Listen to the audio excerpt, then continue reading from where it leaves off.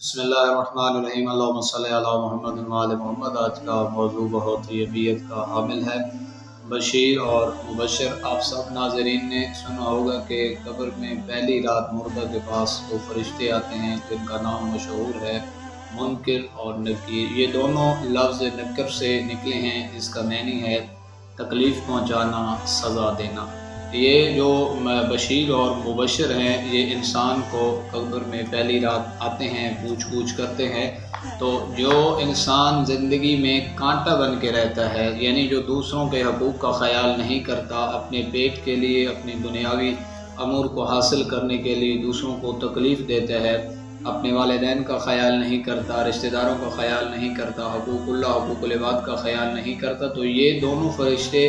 قبر میں جو کانٹا بن کے رہتا ہے اس کو کانٹے کی طرح ہی تکلیف دیتے ہیں، اسے سزا دیتے ہیں۔ لیکن جو بندہ دنیا میں پھول کی طرح رہا ہے، یعنی دوسروں کے لیے سکون بن کے رہا ہے، دوسروں کے لیے آسانیاں پیدا کی ہیں،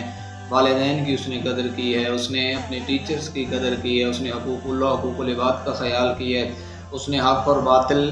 کو واضح سمجھا ہے اور حق پہ اس نے عمل کیا ہے، تو یہ دونوں فرشتے اسے تکلیف نہیں دیتے بلکہ اس کو خوشخبری دیتے ہیں، اس کو بشارت دیتے ہیں جنت کی۔ جیسے دنیاوی زندگی میں انسان جو بوتا ہے وہی کاٹتا ہے، تو ایسے ہی قبر میں بھی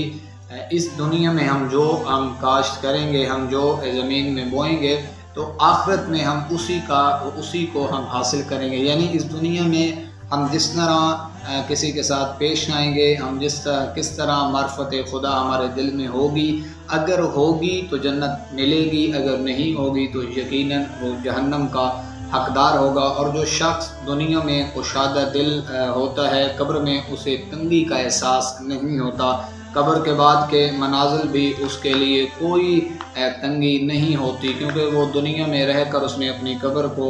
آسان بنایا، اس نے اپنی قبر کو روشن بنایا، اس نے اپنی قبر کے مناظر کو آسان بنایا۔ لیکن جو شخص دنیا میں تنگ دلی اور سنگ دلی کا سلوک کرتا ہے، لوگوں کو تکلیف دیتا ہے، لوگوں کا حق کھاتا ہے، قبر اور اس کے بعد کی مناظر جو اس کی ہوتی ہیں وہ انتہائی تنگی اور پریشانی کا سامنا کرنا پڑتا ہے۔ تو ناظرین، یہ بشیر اور مبشر دونوں انسان سے پوچھ کے لیے آتے ہیں، تو ہمیں چاہیے کہ اس دنیا میں ہم ان کی جب پہلی رات ہو تو اس کو آسان کرنے کے لیے اور قبر کے اگلے جو مناظر ہیں ان کو آسان کرنے کے لیے ہمیں اسی دنیا میں اچھا بیج بونا چاہیے، تاکہ اس کا ہمیں اجر بھی ملے۔ خداوند متعال ہم سب کے قبر کے منظر آسان